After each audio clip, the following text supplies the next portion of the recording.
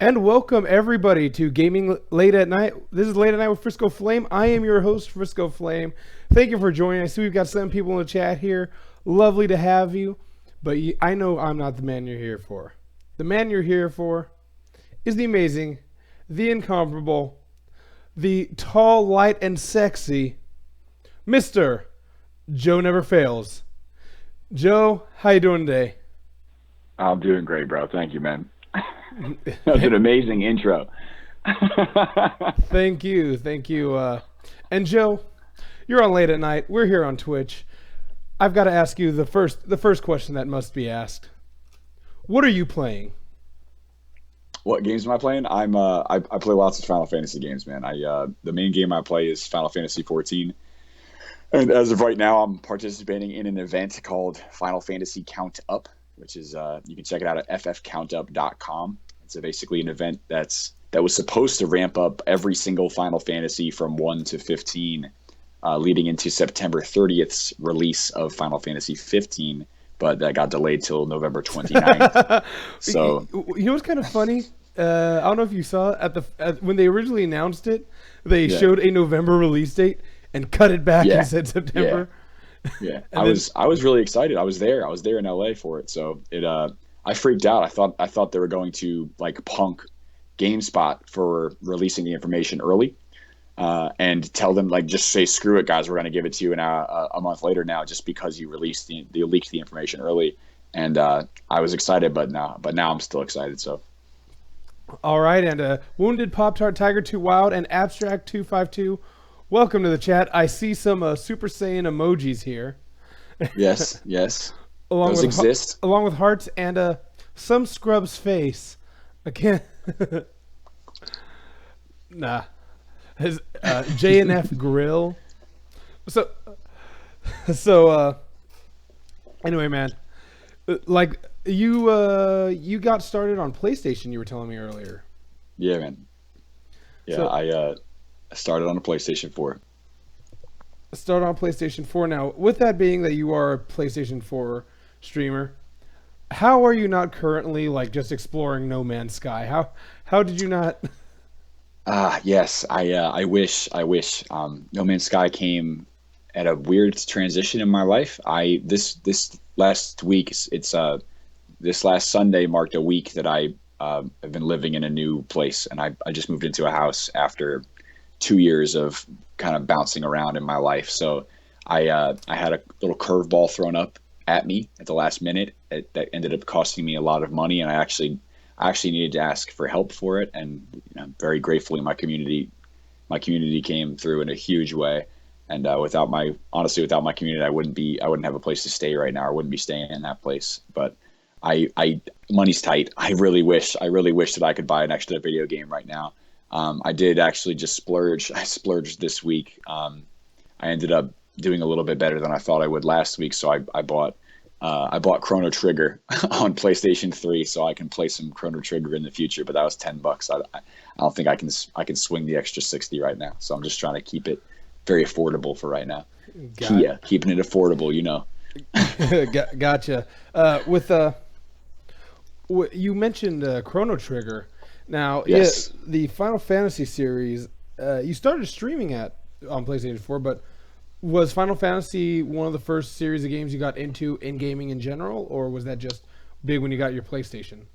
Well, first game I ever got into was Mario Brothers, and that was Super Mario Brothers. That was my grandfather was one of the only people in my life that I knew when I was very, very young, at like 5 years old, that had an NES. And I was very grateful for the fact that he lived close by in a town nearby. Then as years went on, my grandfather and my grandmother moved closer to where I live, so I got more chance to play. But my grandpa couldn't get past level 1, and I literally put my hands on this controller and made it to like level of 1.4, 1.5 real quick. And my grandpa was amazing. He just watched me play, which was cool. But I didn't have video games in my house growing up. I never had video games. I didn't have cable. I didn't have anything but books for a long time until I was like maybe 13 or 14 years old. And nerd. Yeah.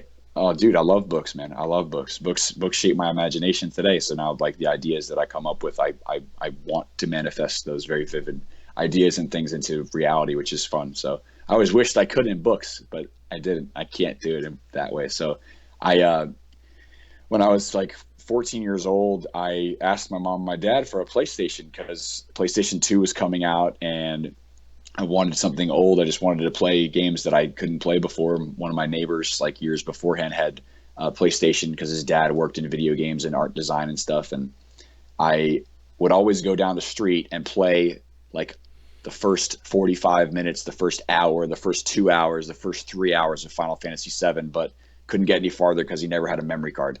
So we, dude, it was great. It was really great. We got really good at the beginning of Final Fantasy VII. Hey, And I know the feeling. In Final Fantasy VIII, I only had disc one for the longest time. Wow, dude. So I played like That's disc all. one. On, I don't know what teases worse, like the first 5 minutes of a game or getting invested at that point, because you can still get like 10, 15 hours into a game and the first disc, you know? yeah, and in Final Fantasy VIII, like at the end of disc one is where Skull gets an ice rifle through ice missile through his chest.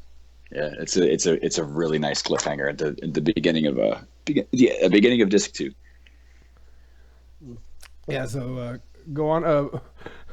We just gamed and I'd play a lot of games. Like I've played tons of games up to that point, like Virtua Fighter, N64 was out at the time, Wave Race, and played lots of Sega, Sonic. I got all the Chaos Emeralds with my buddies. Like we played lots of Double Dragon, Golden Axe, fun games together.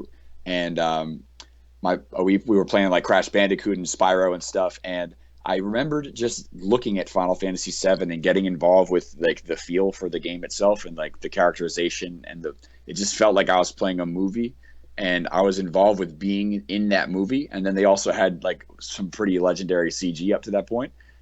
So which is funny looking back at it. Exactly. But that was the cusp of the video game world. That was an outlier for what we had experienced in visual entertainment at the time as kids. So I was in love. Like I literally fell in love. I thought Cloud Strife was a unique character. I was like, dude, this guy's got a big ass sword and he's skinny as hell. Like I'm skinny as hell.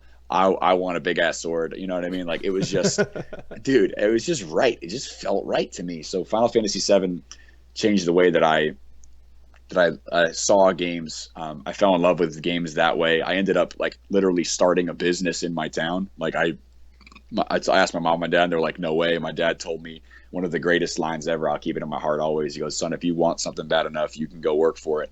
And I started a like subscription weekly pay plan, a subscription based business in my town, taking people's garbages and recycling and mowing their lawns. Like I'd mow their lawns twice a month, take their garbage out every week and their recycling for $20, which was like fucking such a good deal for everybody in my town. They used to get you a full cart of groceries too.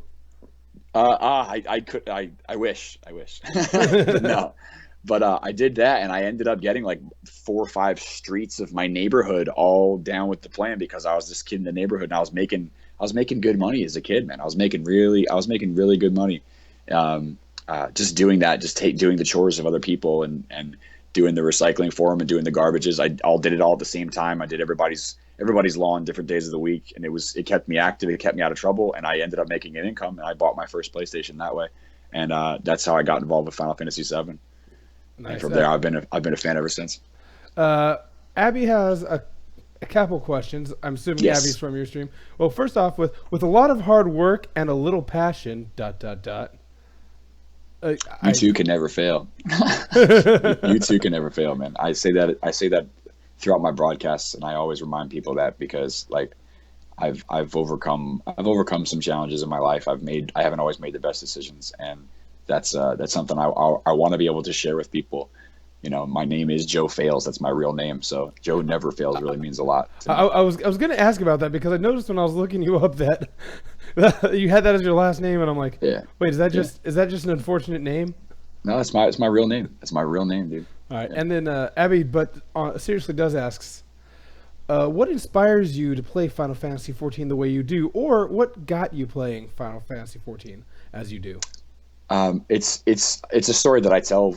It's a story I tell more occasionally now, but I when I was considering getting Final Fantasy 14, it was literally 2 days before the early access came out, and I was in a GameStop, and I had a box of all of my games that I had, like all my original games that I bought, like my original Final Fantasy 7, my Final Fantasy 8, my Final Fantasy 9, my Final Fantasy 10, my 10-2, like my 12 collector's edition, and I had all these games, and I was trying to sell them to pay my rent because I was at a point in my life where I didn't have a job. I'd lost my job. I'd fucked my life up pretty hardcore with drugs and alcohol, and I didn't know what else to do but like try to sell the stuff that I thought was like most valuable to me. That was my games, and I got there. They offered me like $50, and it ended up being like one of the best like disrespectful sales things that ever happened in my life. So I was like, man, fuck that. I'm keeping all this shit, and I had like $160 to my name.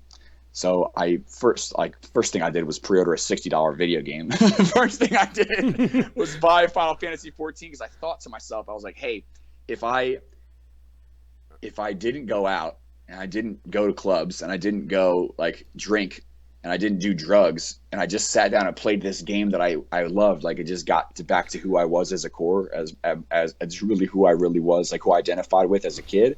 I think that'll make me happy and that'll probably save me. So I ended up um, I ended up doing my own thing and making my rent by making several batches of weed brownies and selling some edibles to people. But that was another story. I ended up Allegedly. no, I did. That's confirmed. There's no legend. That's confirmed. Yeah, I'll keep it real, man. Okay.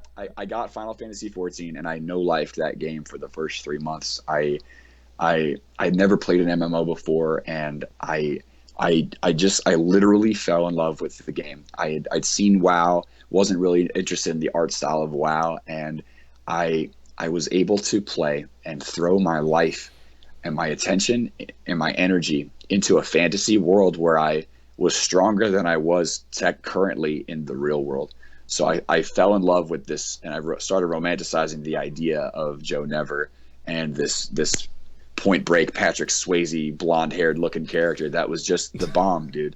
And I was at a point in my life where I didn't have a lot of self confidence. I didn't have a lot of motivation. I didn't have a lot of desire. I just wanted to get in the game so I didn't have to remember how I was feeling in real life. So I killed it, man. I was top 1% in the world. I was on my server. I played on a Japanese server. I played on Typhon. I was before I experienced more struggle in my life. I was leading one of the biggest English speaking FCs in the game. I was server first, quote unquote server first, because one of my buddies at the time is the only guy who confirms it. But this is President's Replay, so if you look him up in Final Fantasy 14, the name carries some weight. He's a pretty serious player, but he and I were both starting on the same server first, quote unquote world's first full dark light, full relic master of war, which is like literally just means I have no freaking life. And I leveled up 5 separate characters with max armor, with max weapons at the time, 5 different times. So I did that, and I love the game, man. I remember the thing that keeps me going, the thing that keeps me driven in Final Fantasy is I ended up going to rehab, and I ended up going to jail after that. And when I got out, Final Fantasy was the thing that always kept me out of trouble and always kept me safe. So there's a big spot in my heart for that game and just keeping me driven and keeping me motivated.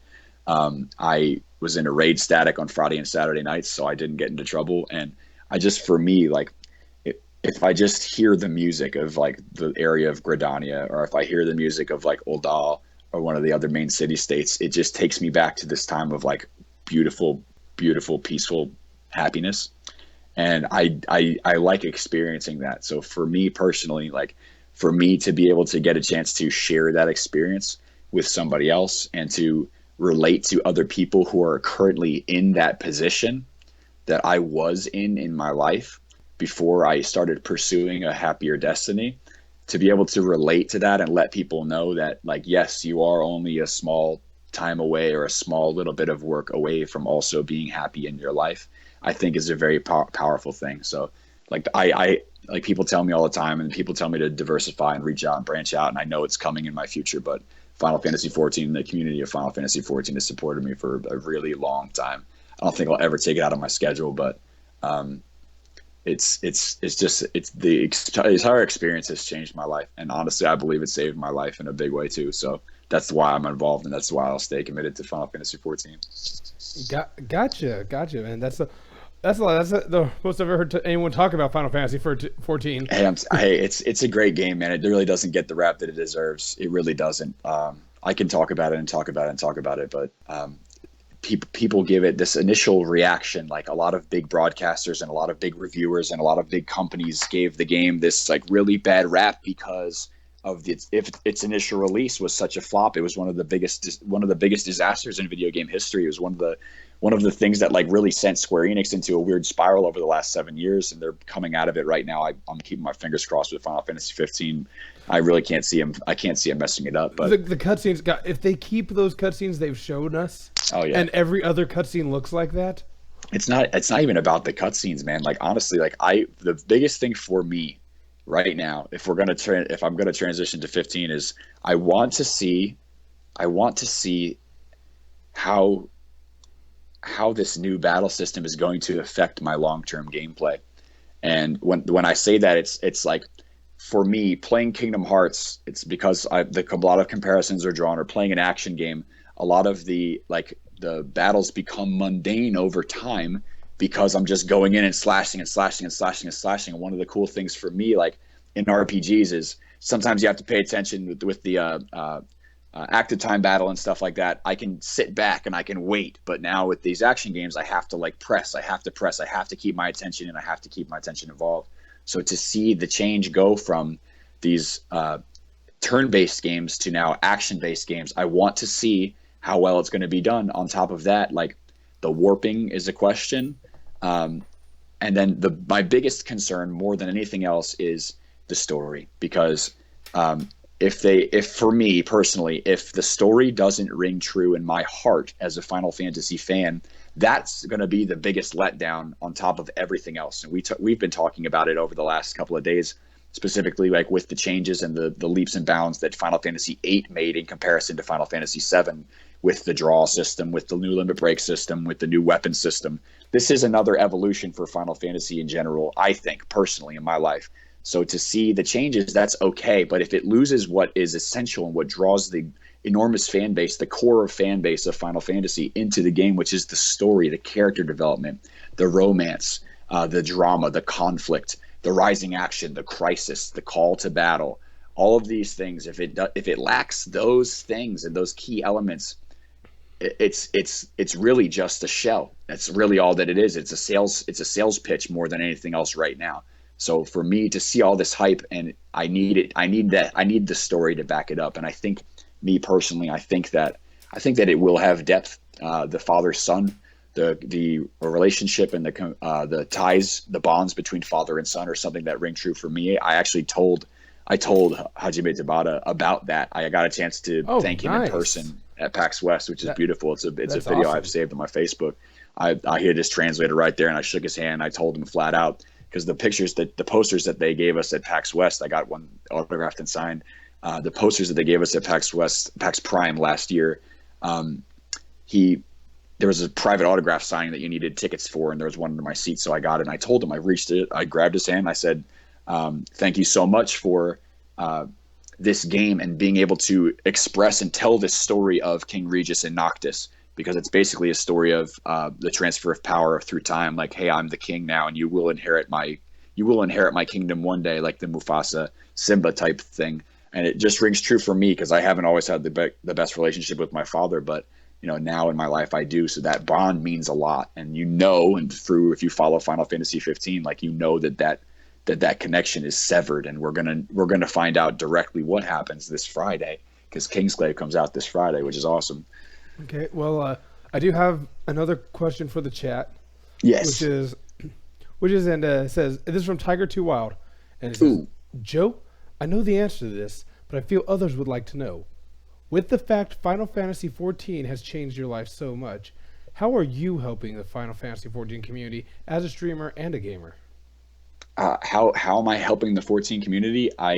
There's lots of things. There's lots of things that we do, and this is like this is above and beyond, because like all I do as a broadcaster, like for me in my life today, like I just propose an idea, and now a community catalyzes around that. So for me, because people watch the channel sometimes and people enjoy what we do sometimes.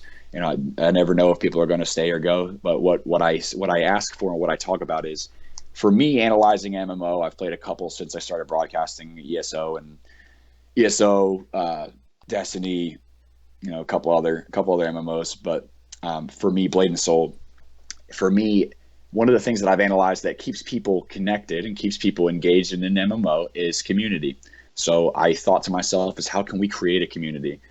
So I have an open invite to anybody who watches the broadcast, anybody who's interested in playing Final Fantasy. If you're level 1 or if you're level 60, it doesn't matter. Like, if anybody's interested in playing this game, there's an open invite to my free company on Balmung, which is the server that I play on. There's an open invite to the Link Show. So that creates community, that creates an open, like, basically Wikipedia for anybody to ask questions and to have like party members and stuff for anybody else who's leveling and learning the game, and even disbursement of information. But on top of that, in general, there's that aspect of the broadcast and community on the broadcast. We do like Sunday Fan Day and stuff.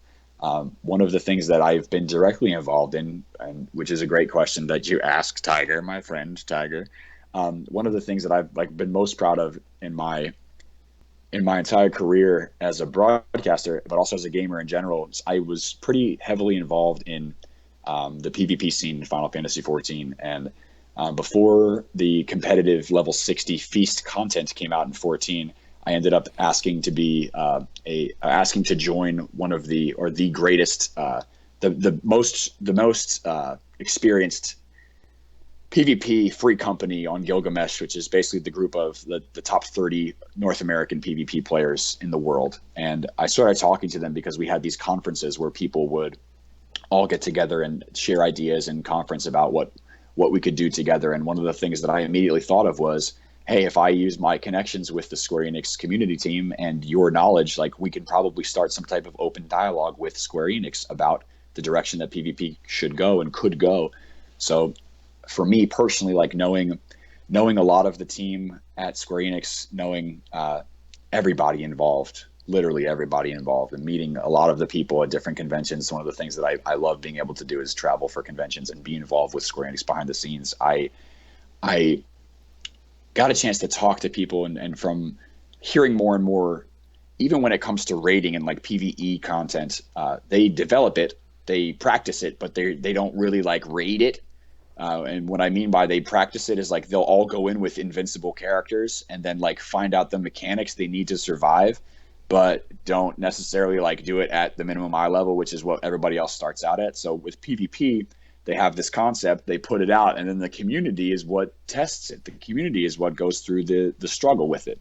So for us, what we ended up doing was and this is like, I was very minimally involved. I was majorly involved with the connection, but I was minimally involved with the information itself. I had 2 or 3 points I contributed with the progression of Dragoon. This is the main class that I play, and we basically sent this 8-page paper to my connection in the community team, which was translated to Japanese and sent to Yoshi P and sent to Naoki Yoshida and the Japanese development team. And there were a large amount of changes that were implemented into the game that literally changed the scene of PvP during that set of patches immediately following the level 60 content of Feast. So for me, like, to be able to say that some of the knowledge that I had as a player and some of the knowledge and connection that I had as a broadcaster, as a human in the world, like, was able to influence the outcome of a game that I play and I'm heavily involved in, I think that's a pretty big impact on a community in general. So I think that's a pretty cool thing that I do with the Final Fantasy XIV community. I don't know. I think it is. There is a question from Abby once again. Yes. And Abstract 252, that is your new name, Abby. Mm-hmm. You can thank, I believe that was Tiger 2 Wild for that one. And question: can you explain the Morning Cup of Joe? I've heard so much about it. What is it? Yeah, I explained the Morning Cup of Joe. The Morning Cup of Joe is my morning segment. So a couple months ago, I was at a weird place in my career as a broadcaster, and I wanted to grow, and I also wanted to broadcast more. So I was doing these really long broadcasts, like 12 to 16 hours, sometimes 18 hours. I had little to no direction. I just wanted to be live for a long time, and they got old because I was tired. It was bad. So I had previously started in my career broadcasting Destiny in the morning, which is another game that I love to play. I was playing Destiny in the morning, and over the last 3 or 4 months, once I got to Austin, I started this piece of content called The Morning Cup of Joe, which is basically let's wake up in the morning, let's share our coffee together and play video games. And over the last 2 weeks, I've kind of refined it a little bit more into 10 a.m. to 2 p.m. CST, the first hour between 10 a.m. and 11 a.m. being something very specific in terms of news, something newsworthy or something that's like pressing knowledge. That's something that's brand new or breaking news in the video game community or the Final Fantasy community, or something extremely positive. Like for me in my life, I've done a lot of work on myself and like my character as a human being, and I've changed a lot from who I used to be. So a lot of those things come into play, and for me to be able to verbalize that and to amp somebody up in the morning and give them an idea or give them some type of inspiration or motivation for their day is something that I'm really excited about and something that I really, really enjoy. So to start my day off with like the day's most important news, or something that's very prevalent in the gaming community, in our community, or something that's going to keep you with a pep in your step for the rest of your day, I think is really fun. So I really like that, and I hope that in time, whether it's the community that we watch or if more people get involved in it and see it for what it is, like I just hope that that more people enjoy it and get a chance to become catalyzed or inspired the way that I am in the morning, because I amp myself up from the second I get up. So I hope other people like it too. Gotcha. So you said that you you moved to Austin and started doing your morning cup of Joe. Where were you before then? I was living in Florida. I was living in Hobe Sound, Florida. Oh, Florida. I'm sorry, America's penis. It's okay. It's a big one though. It's okay. It's huge. It's huge, kid. It's fucking huge, man. Nice. But yeah. So, what plans do you have upcoming for your stream? What are you looking forward to? It's 15 because 14, if I'm correct. Mm-hmm. If I'm correct, 14 was an online game, right? 14 is online. Like it is an MMO. Yes. Which is, I think, what may have turned off a lot of Final Fantasy players. Yeah, it's tough because it's a lifestyle choice. It affects your lifestyle as a gamer to say, hey, I'm going to play this game and commit a monthly subscription to this one game and be involved in this game. So there's actually a lot of like conflict and chaos in the Final Fantasy 14 community right now because of the changes that the game has been making over the last couple of months compared to the first 2 years that the game was out. So like there's a lot of people that are kind of like, oh, why am I keeping my subscription? Why am I keeping my subscription? Why am I keeping my subscription? And I try not to listen to any of that negativity, and I get that negativity out of my life. But now, is that a subscription on top of already having your PlayStation Plus? You don't need PlayStation Plus for it. So okay, it's just $15 a month. But like what it boils down to is if I get a brand new game every 4 months, it's the same price as if I played Final Fantasy 14 for 4 months. So I think that it's a price. You pay $180 a year. You know what I mean? Like it's the same as if I bought 3 video games, but I'm getting way more hours played out of Final Fantasy 14 personally and enjoyment out of it. So that's the way I look at it. Is there any game you have a high number of hours in that you're embarrassed of? Because I'll fully admit mine. I think Final Fantasy 14. Yeah, Final Fantasy 14. No, that you're embarrassed of. Oh, I'm embarrassed by it. I'm heavily embarrassed by it. Yeah. It's not. See, the thing is, like, there are games now that pale in comparison to like the over 200 hours I have logged in my my original Final Fantasy 7 save file. 150 hours I put into Final Fantasy 8, 60, 70 hours I put into Final Fantasy 9. All of that pales into comparison when you're talking about the amount of days that I've played Final Fantasy 14. It's kind of scary if you talk to a normal person about it, but when you're a gamer, it's a whole other story. Yeah, I'll admit mine that I'm like embarrassed of is because I play on Xbox One, and there's a free game, Frozen Freefall, and I checked earlier today because I was telling somebody I was embarrassed of how long I've had on that. I have like 2 days, 9 hours, and 30 minutes in basically a Bejeweled clone. Hey, I'll tell you flat out, I'm not going to say the number because it's always something I have people guessing on my broadcast, but I'm in the triple digit days in Final Fantasy 14. How long's that game been So out? it'll be 3 years. It'll be 3 years in a week. So It'll be 3 years that's in a like week. that's So like about if you had a 40-hour a week job playing Final Fantasy 14, that's the exact amount of hours you'd be playing that game. Or a third of your life playing Final Fantasy 14 for the last 3 years. that's what I was trying. Scary. That's what I was trying to Scary, figure man. out because like you have triple digit days. That's Yeah. that's at Yeah. bare minimum that's a tenth of the last 3 years, which is a Yeah. significant number of Yeah. hours. It is. I don't even want to say that anymore out loud. Like it's so scary. What a funny story, Joe. Yeah. Yeah. Well, what else do you enjoy doing creatively other than streaming? Um, Creatively, like I love being able to, like, for me personally, this is part of my teenage to young adult life. I grew up in New York and I love freestyle. I love hip hop music. I love writing music. That's something that I love to do. I freestyle very occasionally on the broadcast. Abby knows what I'm talking about. I love writing music. Writing music was one of my very strong emotional outlets when I went to treatment and when I was in rehab. It's something that's always kept me driven. Like I think of rhymes every once in a while, and I like to do that. My mom was a Broadway actress, so I love singing. I love being able to sing, just sing songs. I sing songs all day on the broadcast, and for me, like just getting together with friends and like having a good time. Like today, we did a super fight broadcast today. So like that was my biggest creative thing that I've done in a long time, was just grabbing a couple friends of mine and being able to have a fun day, like just talk and have a fun day, playing Super Fight, which is really, really, really fun. But that's like It the is. extent. I tried streaming that. It was a little tough when it was in beta because Yeah, you'd had to find other people that also had the beta, but were also exactly. playing it. So I At the was doing same time you're playing it. Yeah. yeah, and weren't just gonna disappear immediately. Hmm.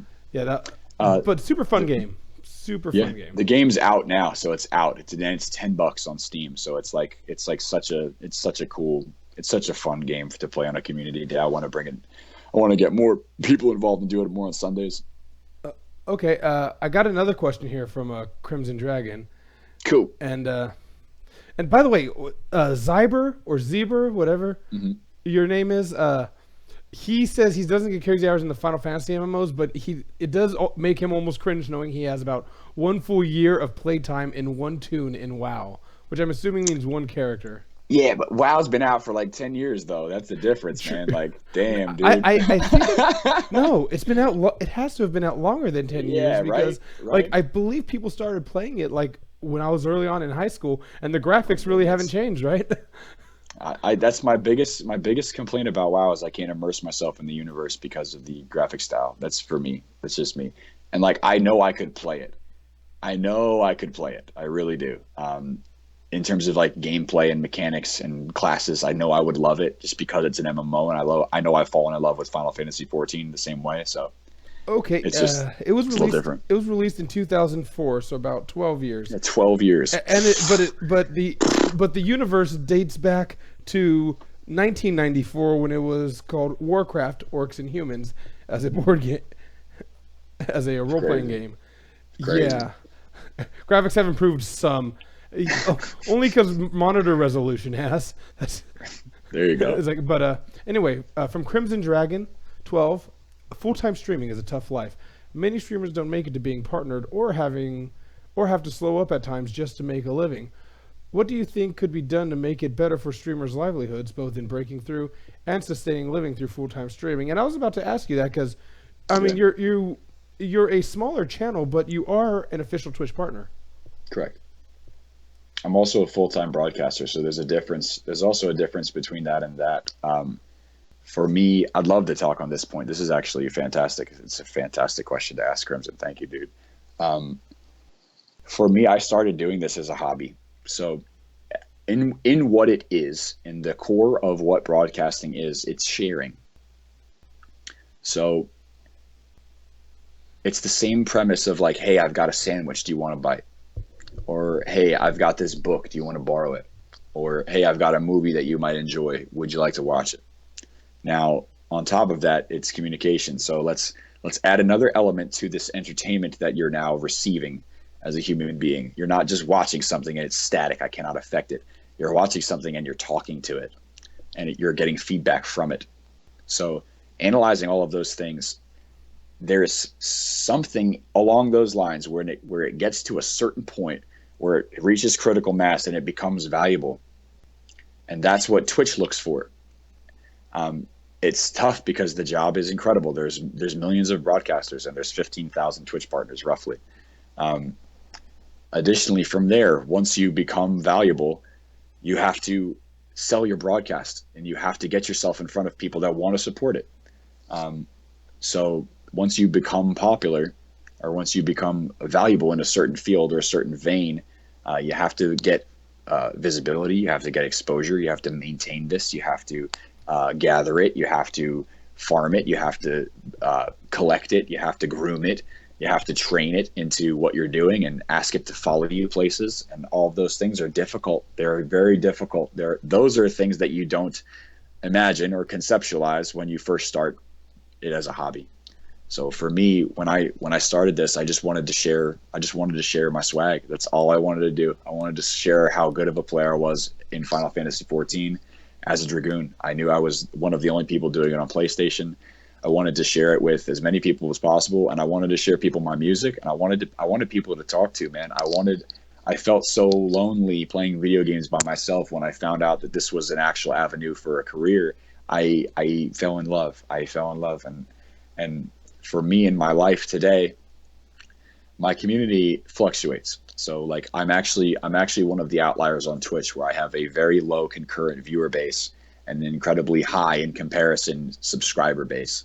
I'm also like in the top 10 to 15% of Twitch in terms of subscriber base, which is a crazy statistic by itself because I make like $1,500 a month. That's what I make broadcasting between 50 and 60 hours a week. And last month was terrible. Like last month was really hard for me.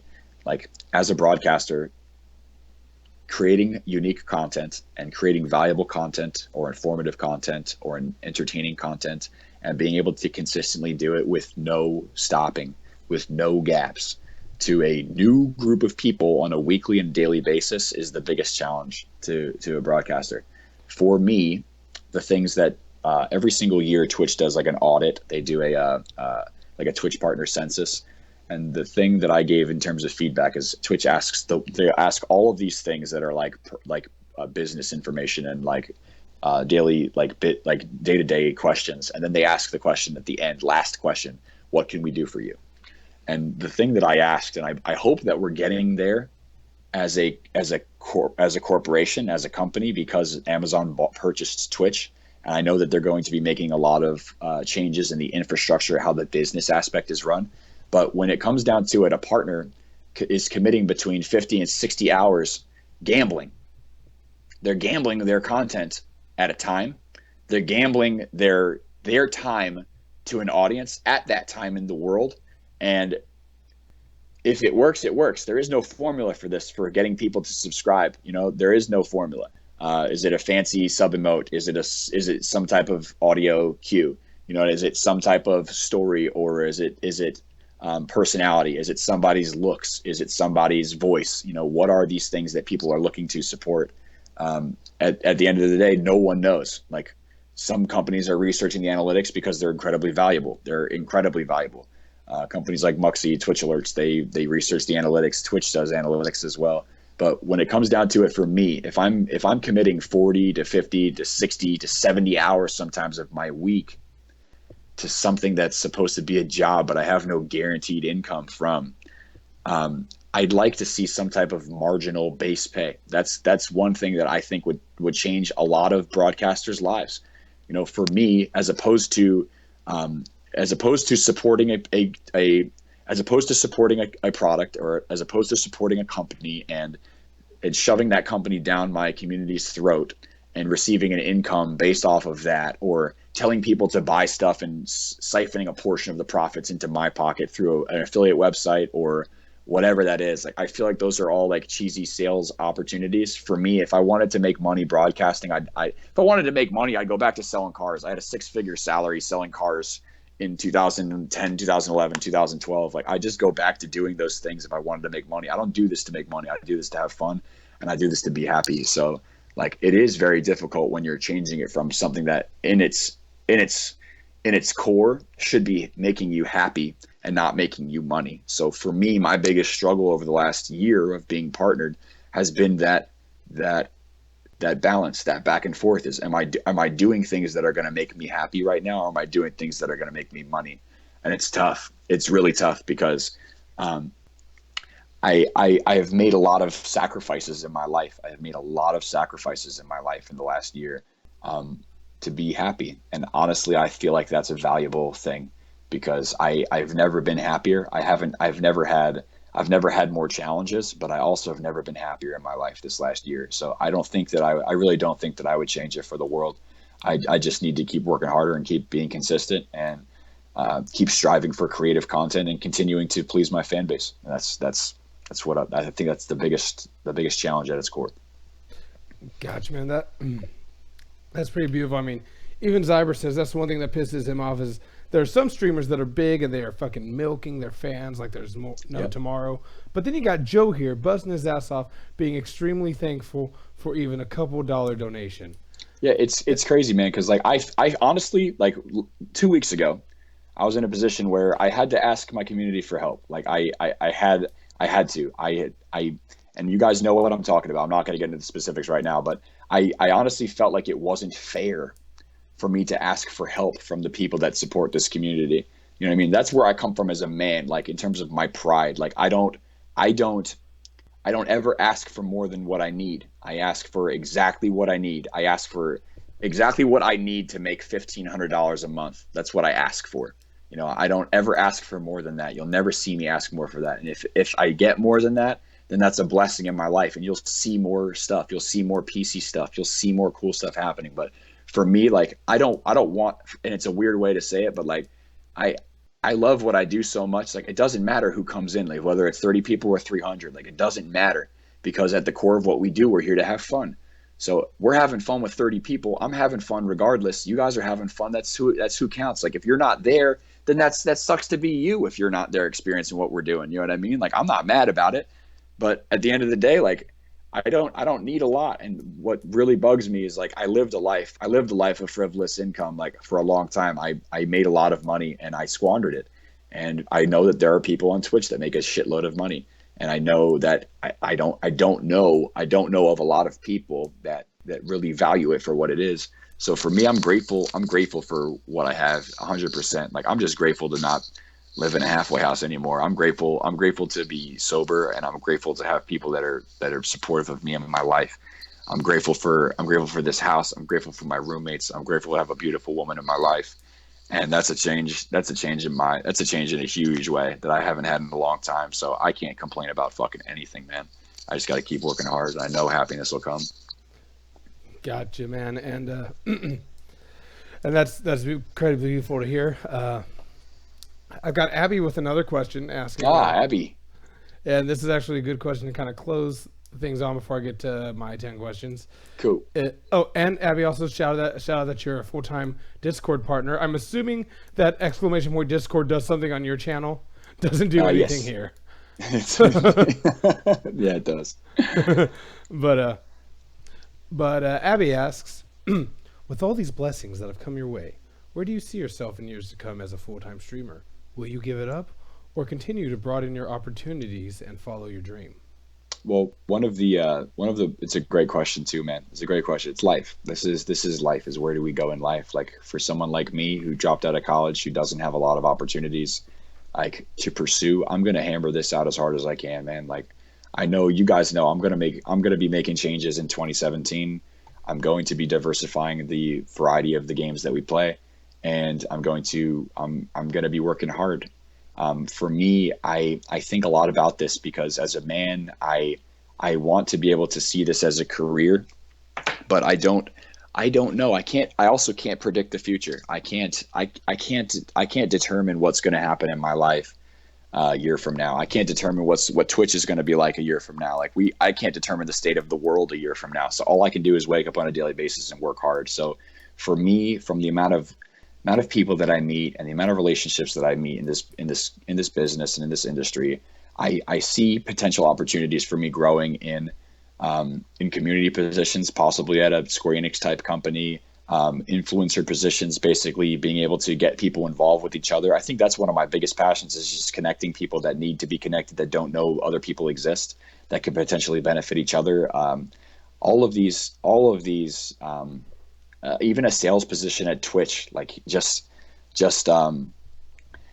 I have skill sets in my life. I have these skill sets that can be used and honed and used for better. I personally believe that there's a portion of the world, or a percentage of the world, that would benefit from hearing my story and just being able to talk in general. So whether that's public speaking or motivational speaking, writing a book, whatever that is, like I will pursue the options. For me, I'm open-minded to everything, and the reason for that is my first boss in the car business. This was my first boss. His name was Andy Kiernan. After my third month in the car business, after he hired me with no sales experience, when on my interview, I literally told him the only sales experience I had was selling drugs, and that I wish you could give me a chance. And that if my dumbass friend could sell cars, I sure as hell could sell cars.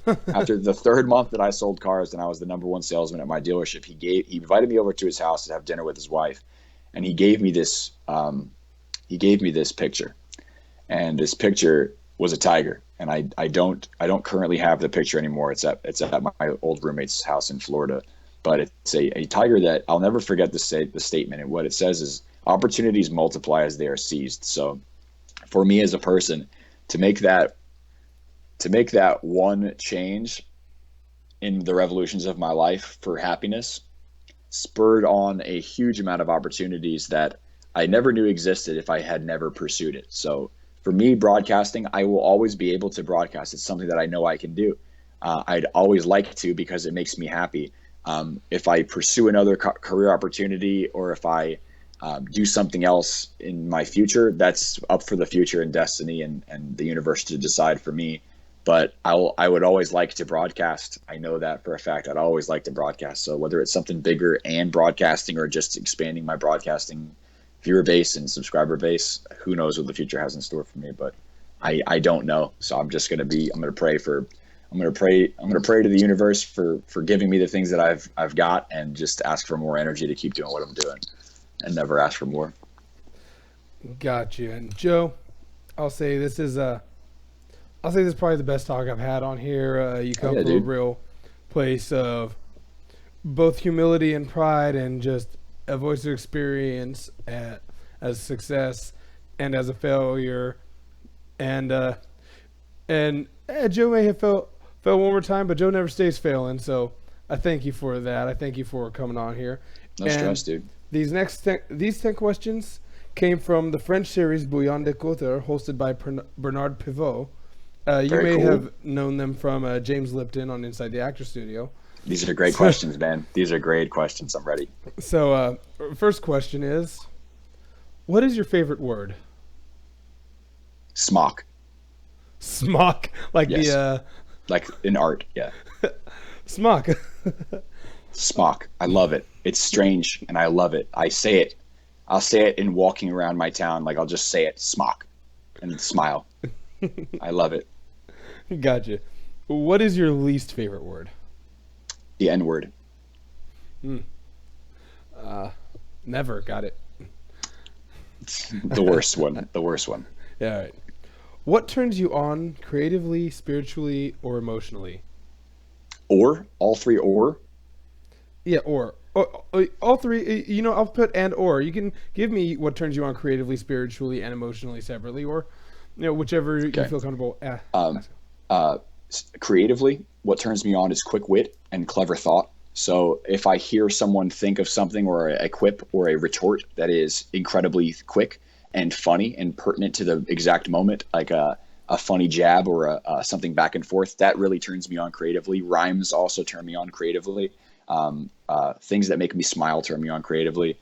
Spiritually, things that turn me on are moments or scenes or environments that I see that remind me I'm alive, or that remind me I'm in the right place at the right time, like different rays of light hitting me in the face at especially right moment. It's really hard to explain spiritually because of the universe being as fickle as it is. And emotionally, what turns me on, I honestly think integrity and love, humility and love, is something that really turns me on emotionally. Being able to see someone with someone else thinking about someone else outside of themselves, like the lack of self-conscious thought and selflessness. Those are things that really turn me on emotionally, I believe. I don't know if I expressed that accurately, but I feel like that's a good answer. Gotcha. And by the way, Tiger Too Wild would have used Jomentum, and also put I love you, Tiger. a retort. But Zyber says, I don't mean to be awkward or anything, but Joe, I can't donate via PayPal because of crap, but I gifted Final Fantasy 3 via Steam to your account. We'll be looking forward to see it maybe one day, a morning, jump a code during a day off. Yo, Final Fantasy 3. Now when he says 3, does he mean 3 or 6? Hopefully 3, because 3 is the second to last game I don't have. Final Fantasy 4 is the last game that I don't have now, and then I'll have the entire series able to broadcast. So that is hype, Zebra. Thank you, dog. That's fucking huge, man. Oh, I really appreciate that. That's thoughtful as hell. Nice. Yeah, but like I said, yeah, I'm grateful. Like I basically broke down on the stream a few weeks ago because I actually had a friend donate $100. I've only had two friends. Huge, man. I've had two friends donate to me before, and like one gave me Tree Fitty as a my favorite joke is from South Park. Yeah. But anyway, man, it's huge. Like just to know that somebody cares about what you're doing in that type of way, to say, hey, it's valuable to them. It really means something. It's not just about the monetary transaction. Like the X is what it is. Like me and my buddies talk about all the time. One of my buddies, Fake Uniform, and I, like, whatever it is, if it's $1, if it's $2, if it's $3, whatever it is, like nobody has to do that for us. Like nobody has to donate. Like they're not forced to do it. So for anybody to see that and reflect that type of generosity is a huge thing. Yeah, and yeah, Tiger 2 Wild says Joe Nation hype, and he said it's the new sort of remade one that came out on DS. Cool, so dude. I think That's that was awesome. actual 3. That's huge. Thank you so much. That is really such a generous and thoughtful thing, man. I really do appreciate that. That's awesome. Nice. And then let's see. All right, question number 4. What turns you off? Ignorance. Conscious ignorance. Ego. Impatience. Greed.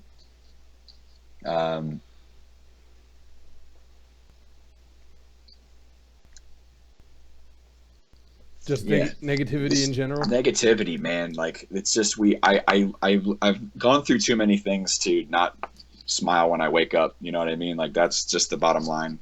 People who are unhappy with large amounts of things, with blessings, ignorant of the blessings in their lives. Like that's what turns me off. All right. Number 5, my favorite question. What is your favorite curse word? Fuck. What? Oh, fuck. Fuck.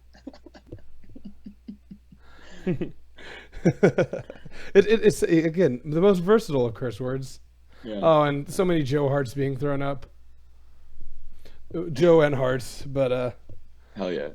let's see. What sound or noise do you love? Chewbacca. Why not, dude? Why not? All right.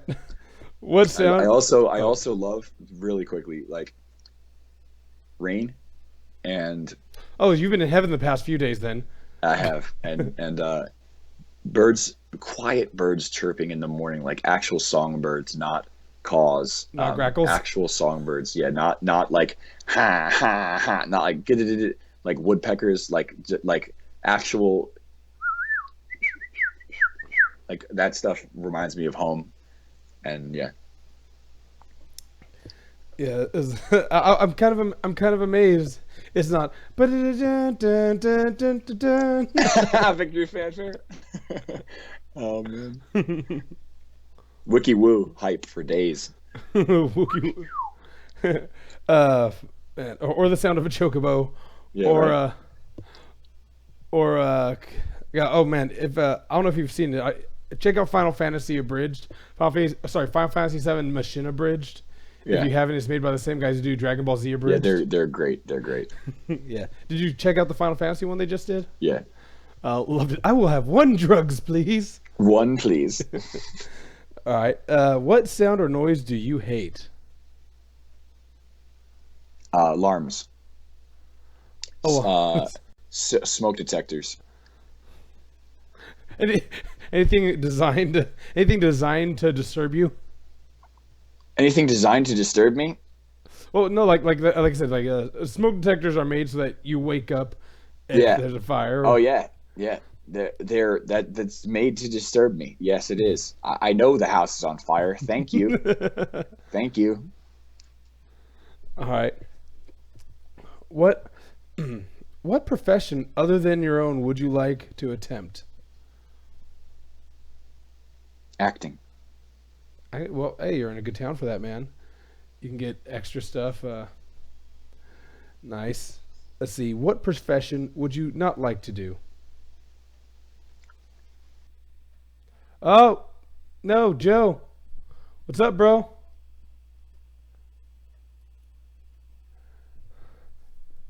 Let me get him back. Let's see. Let's try this.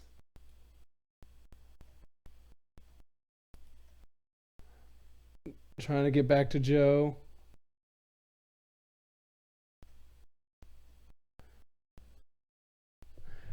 Sorry for the delay here, folks. Damn, we were getting to the last question too. Are we gonna have suspense here? Uh, I see. It's probably not the weather because we're doing this via internet. I don't know if his phone died or not, though. Joe never fails, but sometimes Skype fails. Let's see. Let's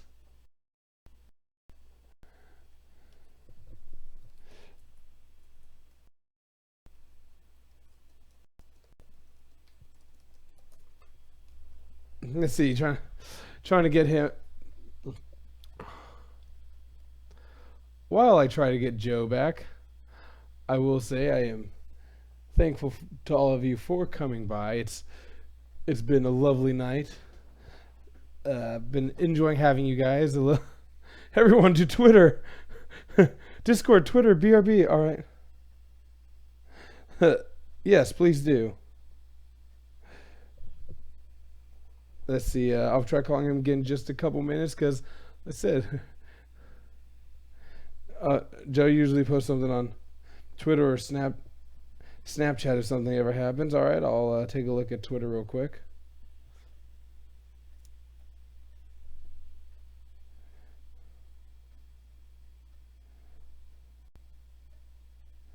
Let's see. Wrong one.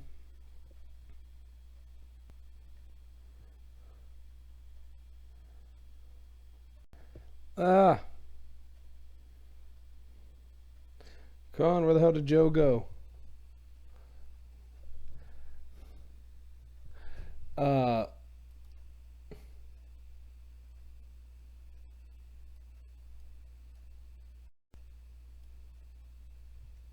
do do do. Again, trying to make a call one more time.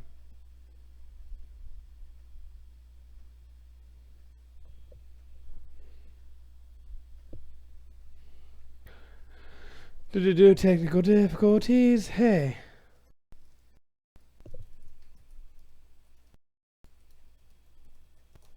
Question for you. So far, what are your impressions of Joe? Dude, Joe's a great guy.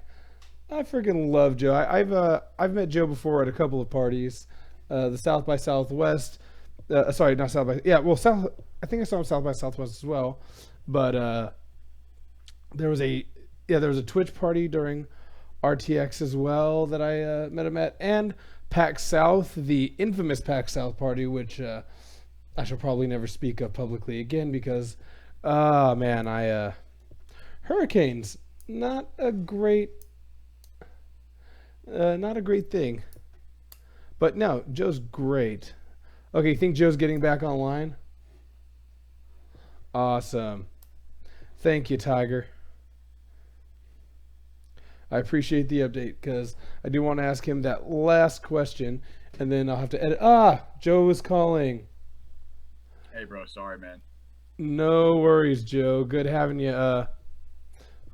Okay, let me do this real quick. Gotcha. All right.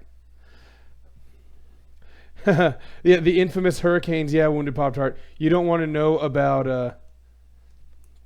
Yeah, let's see. We got Joe there? Yeah, I'm here. Give me 1 second. All right, cool.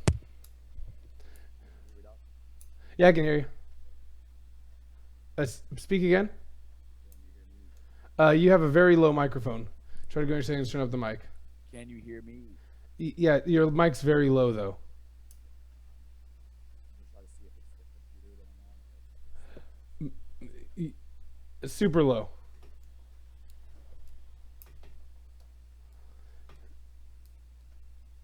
Did you go to your recording device setting?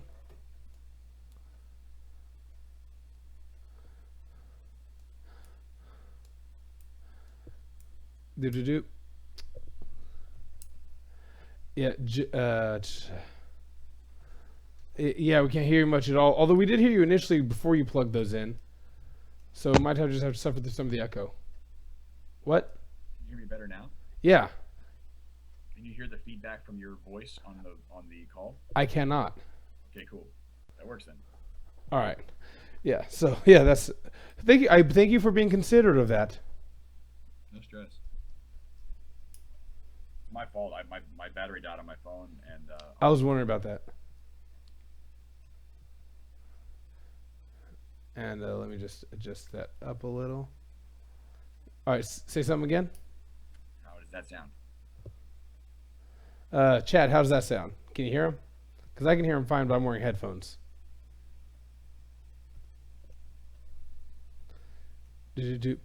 But anyway, man. Yeah, I figured that might be what happened. They can barely hear you. Let me do a couple things here. Okay. All right, do that. Again, I'm gonna cut to this cam right here. Tools. If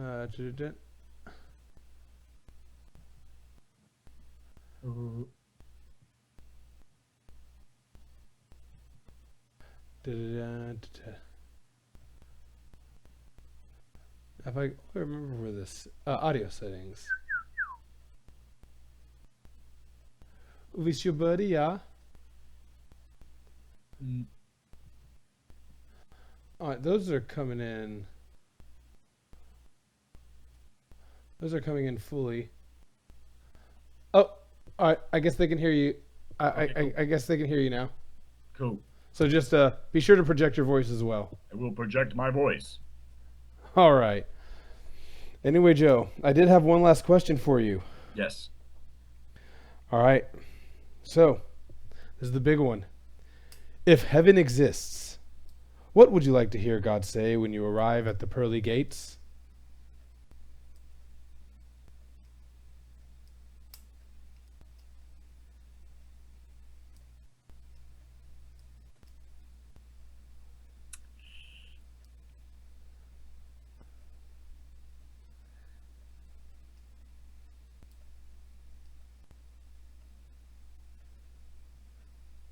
Heaven's not real. It's a state of mind in your heart, and you've been on the road to it your entire life. Heaven's not real. It's a state of mind within your heart, and you've been on the road to it your entire life. Beautiful way to end it. Joe, tell everybody who may be watching this highlight or off to Eorzea with you. that's what Zebra says. You're right. And Tiger 2 Wild says, "Well done, Joe. I felt the Joementum from the Jocomotive all the way up here. Well done." But again, thank you for coming by, man. Definitely grab your burger at Casino El Camino sometime. Definitely hang. We're both in Austin. No stress, dude. Hit me up anytime, man. I'm free. My schedule's crazy through the week, but I usually have time on the weekends, every other weekend. So just hit me up. I'm around, man. I'm not a stranger. Nah, I appreciate gotcha. you asking me out here, dude. I like doing stuff like this, so it's fun. Dude, this was great. I wasn't sure what to expect, and very happy to have you on.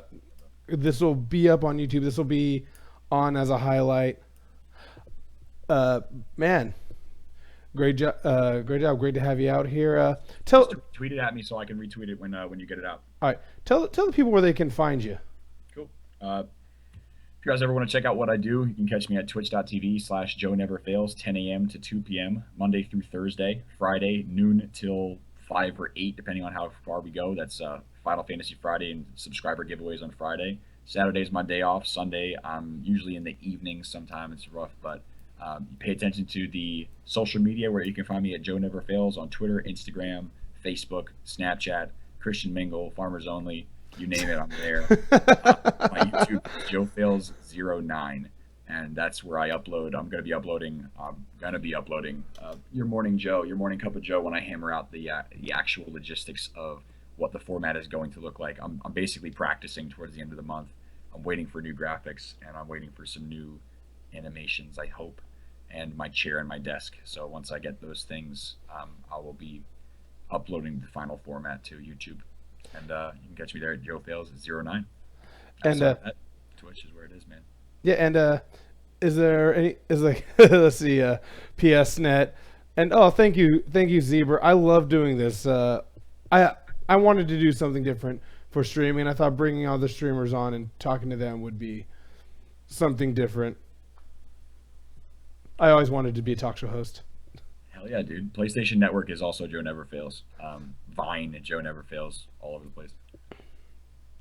All right, man. Well, again, thank you so much for coming out. I'll be putting this up very soon. I'm gonna get this up as soon as possible, and really thank you. I'll have to put in a skip at some point, but Yeah, no stress. Great guys. Thank you very much for coming by. Peace out, party peoples. Love you. Let me see who's on. Let me see who's on that I can host right now, because I've got a few friends. In fact, you know what? If he's online, I'm going to send you to one of my boys that is I've had on the show before. But let me see if he's even online. If not, I'll just choose a friend at random. Let's see. Coming to. I want to say thanks to all the average Joes that came out to the broadcast and supported Felix tonight. Thank you guys for coming out. I'm gonna head out now. I'm gonna get some sleep, and I'll be back tomorrow. Morning Cup of Joe tomorrow at 10 a.m. Back in the house. I'm gonna keep my fingers crossed that the electricity is back on and the power's up. So that's a good thing. And just want to say thanks for coming out. I'm sorry I couldn't see chat or read chat while we were doing this, but I still love you guys. I'll see you tomorrow. Yeah, and thank you for coming by, Joe. It was great having you on here. Hell yeah, brother. Yeah. Peace out, party peoples. I'm about to host Let's Gay.